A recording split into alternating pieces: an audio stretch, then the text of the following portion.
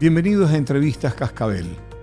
Hoy ponemos la mirada en un tema que genera creciente preocupación a nivel global: las restricciones al trabajo de las organizaciones no gubernamentales, conocidas como ONG. En los últimos años, diversos países han impulsado leyes que limitan su funcionamiento, su financiamiento y su capacidad de acción. Desde Amnistía Internacional se ha advertido que estas medidas podrían tener consecuencias profundas, no solo para la defensa de los derechos humanos, sino también para el tejido social. Las ONG cumplen un rol clave en la sociedad, acompañan a poblaciones vulnerables, documentan violaciones de derechos humanos y generan espacios de participación ciudadana. Sin embargo, en varios países se han implementado esas regulaciones. Para saber precisamente y para poder responder a la gran pregunta es si estas medidas fortalecen el control estatal, debilitan la cohesión social, hemos invitado a Mariana Márquez, investigadora de Amnistía Internacional, quien va a responder una serie de inquietudes. Bienvenida, Mariana, gracias por aceptar nuestra invitación. Muchas gracias, Alberto, es un gusto. En los últimos años, varios países han impulsado leyes que restringen el trabajo de las ONG. ¿Qué está motivando esta tendencia a nivel global? Es difícil precisar la motivación de los gobiernos. Lo que sí podemos identificar son patrones. Alrededor de la justificación y de la aprobación de la propuesta de esos proyectos de leyes coincide un discurso, ¿no? Tanto de parte de las autoridades del Ejecutivo como de representantes del Legislativo, y ese discurso intenta asociar a las organizaciones de la sociedad civil con un intento de desestabilizar el Estado, asociar con terrorismo, asociar con lavado de activos. Entonces, lo que pareciera haber es un intento de agarrarse de excusas para obtener mayor control sobre la sociedad civil. Lo que vemos es un patrón tanto en la justificación, porque es una narrativa que nunca va acompañada de fundamentos, es un discurso vacío de evidencias, y lo que hace es justificar la aprobación de instrumentos legislativos que exceden en mucho la justificación que dan, y lo que hacen es controlar a la sociedad civil, sofocarla, hasta eliminarla en muchos casos. Podemos hablar más de eso, pero sí. Entonces podríamos decir de que el objetivo final de estas leyes es el control directo de la sociedad civil. Sí, es el control, es el silenciamiento y es incluso imponer la autocensura a través del miedo de sanciones, miedo de criminalización. En muchos países de los que estamos analizando, por lo menos acá en las Américas, la aprobación de esas leyes va acompañada de medidas de sofocamiento y de persecución, no solo de organizaciones de la sociedad civil, pero también de defensores de derechos humanos. Entonces muchas personas se han visto obligadas a ir al exilio, escapando posibles criminalizaciones solo por el hecho de oponerse o criticar o monitorear o exponer irregularidades o violaciones de derechos humanos de parte de las autoridades. ¿Tú crees de que este accionar va dirigido entonces ya no solo a las ONG, sino a los activistas de derechos humanos y por consiguiente a la sociedad civil en pleno?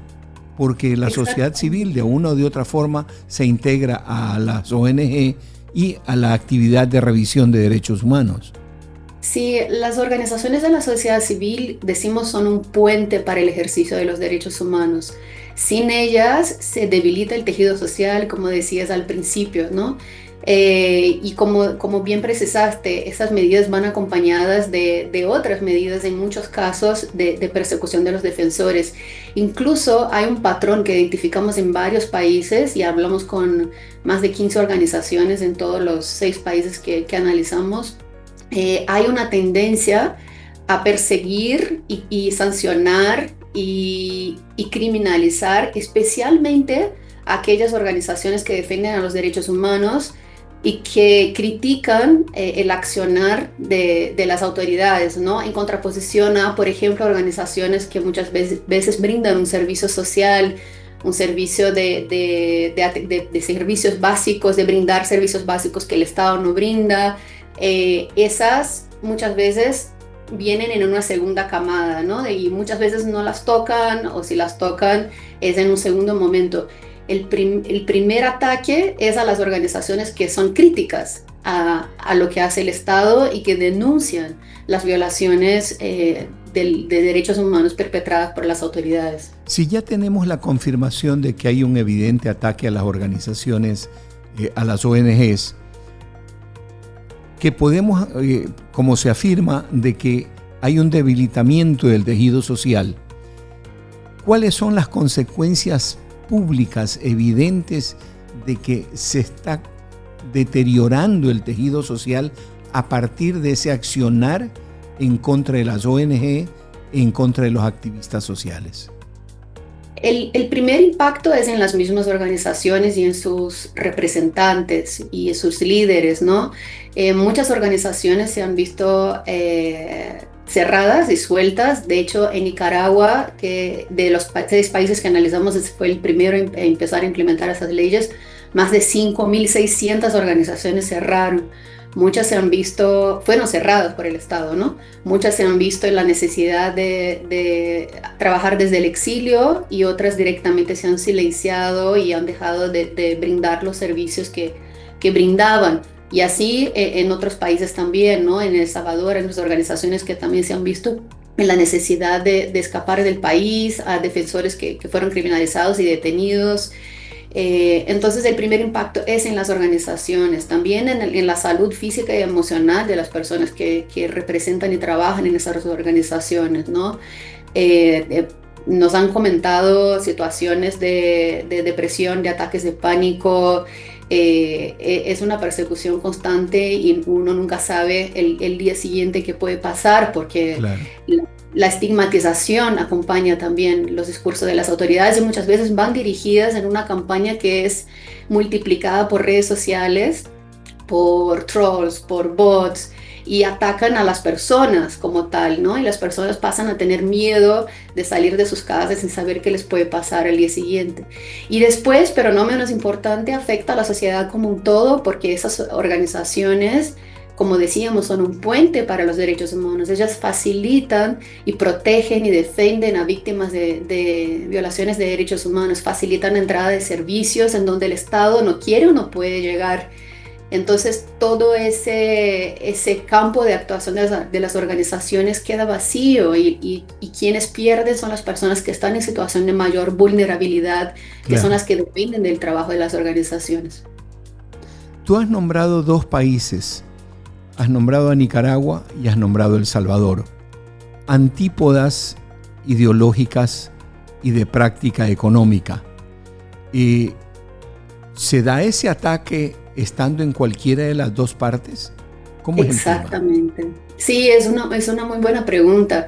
Esa tendencia que estamos viendo en aumento y muy fuerte en la región, y cuando digo tendencia en aumento muy fuerte me refiero a que en 2 años se han aprobado o se han reforzado marcos legislativos en 6 países entre 2024 y 2025. Y como dices, abarcan todo el campo del espectro ideológico. Lo que tienen en común esos países, o que lo que tienen en común estas medidas, es que facilitan también la implementación de medidas autoritarias en general, ¿no? Controlar la sociedad civil, silenciar la sociedad civil, permite que el Estado despliegue medidas autoritarias, y nosotras sabemos bien que en nuestra región el autoritarismo se ha manifestado en todas las facetas del espectro político, ¿no? Entonces sí, o sea, no tiene una bandera política el autoritarismo, así como no tiene una bandera política las medidas de disolución de las organizaciones y de afectación de la libertad de asociación. Dado el debilitamiento que ha sufrido la Organización de las Naciones Unidas en el último tiempo, ¿tú crees que las Naciones Unidas podría ser el interlocutor debido, el interlocutor que tenga la capacidad por lo menos coercitiva, moral, ética, ante los gobiernos para identificando a las ONGs que realmente cumplen una labor en favor de la sociedad civil, estas puedan tener un tipo de protección o un tipo de coraza para que los gobiernos no las toquen? Sí, 100%. Nosotros creemos que tiene un rol muy importante los mecanismos multilaterales, tanto del sistema universal, como dice las Naciones Unidas, como de nuestro sistema regional, la Comisión Interamericana de Derechos Humanos, por ejemplo, en denunciar, monitorar, presionar a los estados para que cumplan sus obligaciones internacionales de derechos humanos, porque todo lo que estamos escribiendo es una afrenta, es una violación directa de las obligaciones que los estados han asumido al firmar, adherir y ratificar los tratados internacionales de derechos humanos. Estos tratados establecen que el Estado no solo no puede limitar a las organizaciones, a la labor de las organizaciones de la sociedad civil, como tiene que facilitar su existencia, tiene que facilitar el acceso a recursos, tiene que facilitar el registro. Entonces, lo que todas estas leyes en muchos sentidos violan ese compromiso internacional, y es rol de los mecanismos multilaterales, de los procedimientos especiales de Naciones Unidas, entre otros, de denunciar, presionar, monitorear y exigir que los estados cumplan con esos compromisos, empezando por la derogación de estas leyes. Poniendo la mirada un momentito en Ecuador, ya casi en la parte final de nuestra entrevista, en el caso de Ecuador, ¿han identificado señales de restricciones o presiones hacia las ONG en los últimos años? No hablemos de hoy día, ayer solamente, sino en los últimos años. Sí, nosotros hemos estado acompañando la situación en Ecuador, ¿no? Como dentro de esta tendencia fue uno de los 6 países que analizamos. La ley de transparencia social fue aprobada en 2025, ¿no? En agosto, y en el marco, y eso es importante también decir, en un marco de mucha movilización en el país, ¿no? De muchas protestas, de protestas masivas, y nosotros no creemos que eso sea una coincidencia, ¿no? Entonces, justo en los meses siguientes a la aprobación de la ley, las organizaciones denunciaron el bloqueo masivo de cuentas bancarias que bloqueó y que impidió a las organizaciones que tuvieron sus cuentas bloqueadas de seguir haciendo su labor. Y lo digo, volviendo a tu pregunta, porque hubo características muy llamativas en las organizaciones que fueron afectadas por esas medidas. Las organizaciones trabajaban derechos ambientales, trabajaban en derechos de las poblaciones indígenas, y ese discurso de persecución y de ataque a defensores de derechos humanos y organizaciones que trabajan esos temas no es de hoy, ¿no? Entonces, de hecho, el reglamento de la ley que fue aprobado un mes después, lo que hace es prohibir directamente la interferencia en proyectos mineros aprobados por el Estado. O sea, las organizaciones que denuncian que esos proyectos pueden estar contaminando el medio ambiente, pueden estar violando derechos de las comunidades que viven en esos territorios, ya no podrían hacer esa labor de denuncia y de exigencia de cumplimiento de los derechos humanos. Entonces, esa persecución que ya existía, ahora lo que pasa con la ley es que encontró un instrumento normativo, jurídico, que permite directamente que el Estado bloquee la actividad de esas organizaciones y defensores. Entonces, es una capa más, es una medida más de sofocamiento de la sociedad civil, de debilitamiento del tejido social en Ecuador. Pero dime, ¿tú crees de que no exista una manera de que entre el gobierno y las organizaciones haya un entendimiento? Porque también no nos podemos abstraer de una realidad. La minería en el Ecuador está en gran parte copada por la minería ilegal, y muchos se escudan a través de acciones legales, de acciones, se puede decir, sociales, para poder justificar el accionar de esos grupos delincuenciales que se ha comprobado de que manejan la minería, especialmente la minería ilegal. Sí, por supuesto, el Estado tiene el deber de cumplir, ¿no? con la persecución y la responsabilización de crímenes, incluyendo la minería ilegal. Lo que no puede hacer es usar esa problemática, ese fenómeno como una excusa para afectar a organizaciones de un espectro mucho más amplio de la sociedad civil y que no necesariamente están teniendo esa incidencia. Entonces, debe encontrar otras vías, tanto normativas como judiciales, de perseguir a la criminalidad sin afectar a la sociedad civil, sin afectar a la población y sin violar los derechos humanos. Amnistía Internacional se ha visto incluida en estos patrones de persecución. ¿Alguna otra, Human Rights Watch, se han visto incluidas? Sí, de los 6 países que analizamos, ¿no? Tenemos oficinas en 3 de ellos. Tenemos oficina en Paraguay, tenemos oficina en Perú y tenemos oficina en Venezuela, que son 3 de los países que también han aprobado legislaciones anti-ONG, como las llamamos. En estos casos, por supuesto, Amnistía se ve afectada como cualquier otra organización de la sociedad civil y está tomando las medidas necesarias para intentar frenar la aplicación de estas leyes en donde corresponde, por lo menos en Paraguay, por ejemplo, que presentamos una acción de inconstitucionalidad, pero mientras no se produce efecto y mientras no obtenemos una medida cautelar, tenemos que tomar medidas de cumplir con la ley. En Paraguay, por ejemplo, ya hemos anunciado a nuestra membresía y a las personas que integran a la organización que una vez que se cumple el plazo de adecuación a la nueva ley, que en Paraguay también fue aprobada y entró en vigencia a fines del año pasado, una de las características que tiene esa ley, así como la de todos los 6 países que analizamos, es que pide datos sensibles de la membresía, de los beneficiarios y de las personas que colaboran con la organización. Y esto es un riesgo muy grande de exposición de las personas y que viola, por supuesto, el derecho a la intimidad y a la protección de datos personales. Entonces hemos estado avisando a las personas que si quieren se pueden retirar de la organización y hay gente que lo ha hecho por miedo y por temor a tener sus datos expuestos. Eso es un ejemplo, por ejemplo, ¿no? En Paraguay. En Perú, la ley prohíbe directamente, por ejemplo, que las organizaciones participen de litigios en contra del Estado. El litigio estratégico para defensa de los derechos humanos es una estrategia tradicional, clásica y muy importante de muchas organizaciones, ¿no? Para defender a los derechos humanos. Entonces también estamos viéndonos afectados, como el resto de la organización, en intentar navegar ese nuevo contexto de prohibiciones. Y lo mismo en Venezuela, ¿no? También en Venezuela, obtener un registro es muy complejo.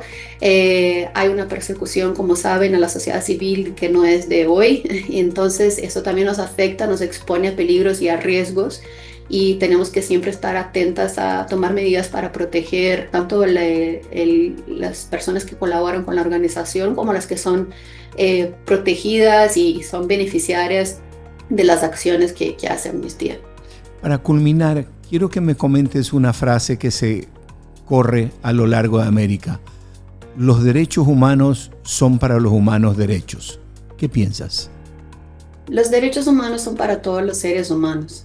Y es muy peligroso defender una frase que segrega a la humanidad, ¿no? Todas las personas son titulares, solo por el hecho de nacer, son titulares de derechos humanos y tienen el derecho a tener sus derechos protegidos. Entonces, eso está en la Declaración Universal de los Derechos Humanos, eso está en cualquier tratado internacional que fue adherido, aprobado o ratificado por los estados. Entonces, no tiene ninguna justificación segregar a la humanidad y decir quién tiene derechos y quién no tiene derechos, ¿no? Además, ¿cómo vas a calificar quiénes son humanos derechos? Es un riesgo enorme enveredarnos por ese camino.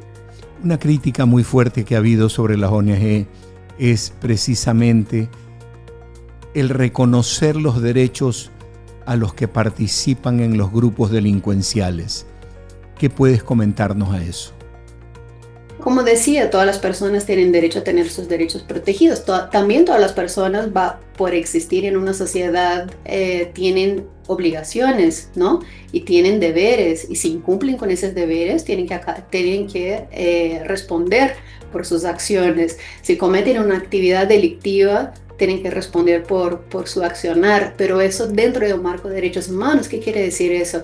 Dentro del debido proceso legal, con derecho a una asistencia jurídica, porque si no lo que haríamos es, con la justificación de perseguir a la criminalidad, acabar por abarcar a una cantidad de personas que no han cometido crímenes, e incluso las que sí han cometido crímenes tienen derecho de que esos crímenes sean probados, ¿no? La presunción de inocencia es un principio del derecho en todos nuestros países y que debe ser cumplido hasta que no sea probado una persona, su conducta delictiva es una persona inocente, y que esa prueba y que ese proceso cumpla con las garantías del debido proceso. Si no queremos vivir en una sociedad que no garantice un piso mínimo, ¿no?, de protección a todas las personas. Violar esos derechos, violar el derecho de una persona puede implicar violar el derecho de toda la sociedad. Definitivamente, estoy de acuerdo contigo. Te agradezco profundamente por habernos aceptado nuestra invitación. Te estaremos molestando en momentos posteriores, dependiendo de cómo avance todo este tema, que no se va a quedar así. Nosotros lo sabemos, lamentablemente. Sí, esperemos que la situación cambie y esperemos que sea para mejor. Así que vamos a seguir peleando. Lo que también, para terminar con una nota positiva, vemos que las organizaciones, pese a toda la persecución y el silenciamiento, siguen enfrente, siguen resistiendo, son resilientes y nos inspiran también a seguir protegiendo el tejido social. Mariana Márquez, investigadora de Amnistía Internacional, estuvo con nosotros desde México, con una invitación que aceptó con mucha amabilidad. Gracias, Mariana. Gracias. Las organizaciones de la sociedad civil han sido históricamente un pilar en la defensa de los derechos y en el acompañamiento a quienes más los necesitan. El debate sobre su regulación abre preguntas claves sobre el equilibrio entre control estatal, transparencia y libertad de acción, pero sobre todo plantea un desafío mayor: cómo proteger el tejido social en contextos cada vez más complejos. Te agradecemos profundamente, Mariana, por haber estado con nosotros. Esto es Cascabel Digital en entrevistas. Gracias.